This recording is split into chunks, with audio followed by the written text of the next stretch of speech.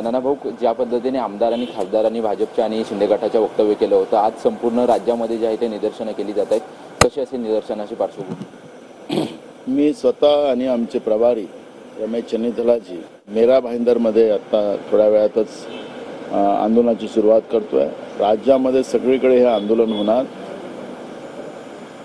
गांधी परिवाराचं खऱ्या अर्थानं एक परोपकारी आणि निस्वार्थपणानं या देशासाठी त्या परिवाराने काम केलेलं आहे आणि हे देशातला प्रत्येक व्यक्ती या गोष्टीला मान्य करतो। पण भाजपसारख्या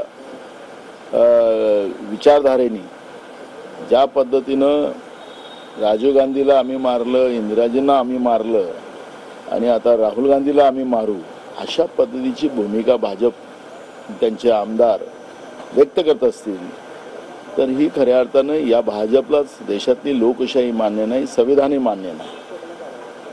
आज देशाचे विरोधी पक्ष नेते ते आहेत, प्रधानमंत्री आणि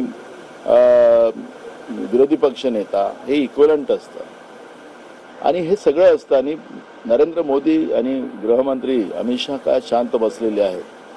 काय त्यांना लोकशाहीवर विश्वास नाही? त्यांच्या या वाचाळवीरांना कारवाई करण्याचे अधिकार त्यांच्याजवळ नाही?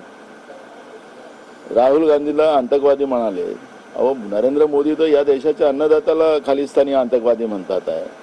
राहुल गांधी हे कुठं आतंकवादी आहे त्याचं विश्लेषण भाजपने मांडावं।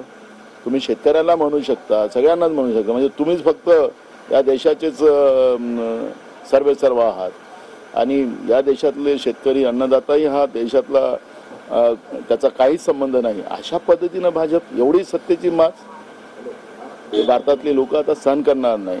महाराष्ट्रात संपूर्ण देशामध्ये